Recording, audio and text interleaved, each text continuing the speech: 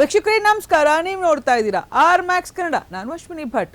ಕಳೆದ ವರ್ಷ ಬೀದರ್ ನಗರದ ಹೃದಯ ಭಾಗದಲ್ಲಿ ಹಾಡು ಹಗಲಿ ನಡೆದಿದ್ದ ಬರೋಬ್ಬರಿ 83 ಲಕ್ಷ ರೂಪಾಯಿ ದರೋಡೆ ಪ್ರಕರಣಕ್ಕೆ ಕೊನೆಗೂ ಪೊಲೀಸರು ತೆರೆ ಎಳೆದಿದ್ದಾರೆ.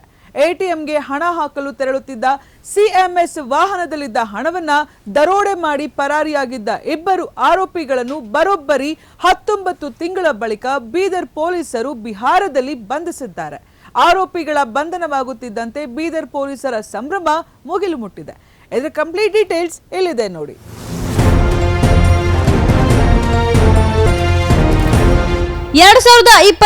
ಜನವರಿ 16ರಂದು ಬೀದರ್ ನಗರದ ಹೃದಯ ಭಾಗದಲ್ಲೇ ನಡೆದಿದ್ದಂತಹ ಒಂದು ಭೀಕರ ದರೋಡೆ.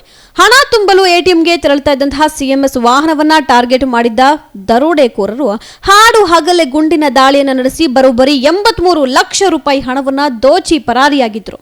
ಆರೋಪಿಗಳ ಗುಂಡಿನ ದಾಳಿಗೆ ಇಬ್ಬರು ಸಿಲುಕಿದ್ರು. ಈ ವೇಳೆ ಓರ್ವ ಮೃತಪಟ್ಟಿದ್ರೆ ಮತ್ತೋರ್ವ ಗಾಯಗೊಂಡಿದ್ದ. ಈ ಒಂದು ಘಟನೆ ಬಳಿಕ ಆರೋಪಿಗಳಿಗಾಗಿ ಬೀದರ್ ಪೊಲೀಸರು ಬಲೆಯನ್ನ ಬೆಸೆದ್ರು.